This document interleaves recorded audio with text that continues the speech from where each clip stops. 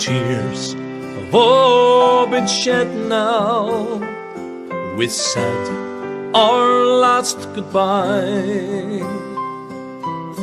His soul's been blessed and he's laid to rest, and it's now I feel alone.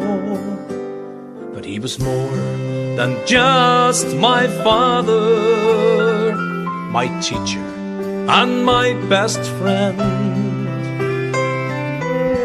He can still be heard in the tunes we shared when I play them on my own. And I never will forget him, for he made me what I am.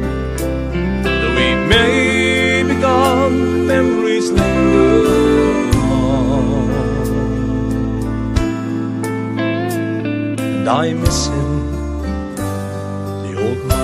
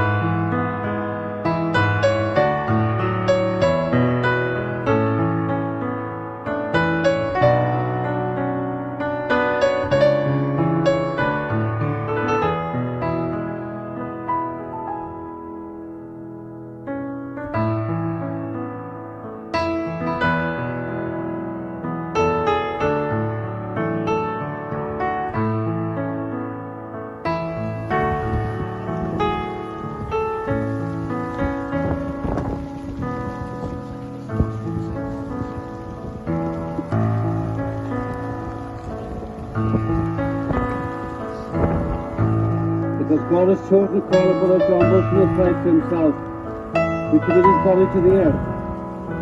We will justly shall return. For the Lord Jesus Christ will change our mortal bodies to be like his in glory. He is risen the first born from the dead, is commended on to the Lord.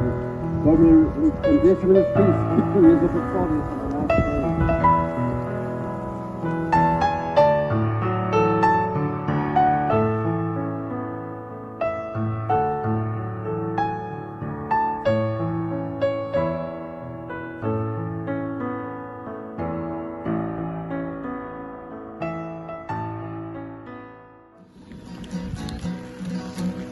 The fireman says, I think it's time to go.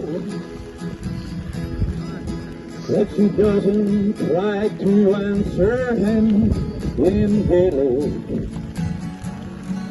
but in a language that the clergy do not know. I'm on her back, who has tattooed a map of all the lads who stood with me when history was made. Over on the plate, I long to see the boys of old today. Over on the plate, I long to see the boys of the old today.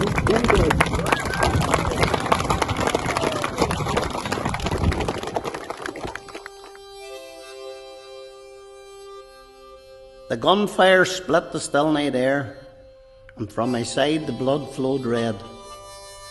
Informers' work had been well done, an ambush had been laid.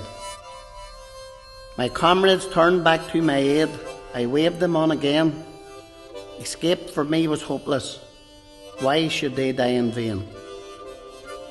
The soldiers soon around me stood, their unit I could guess.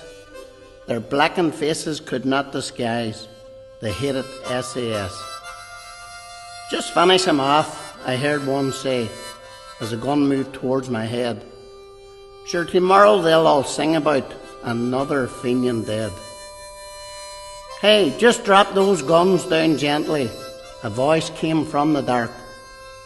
They wheeled and fired a volley, but it seemed they'd missed their mark.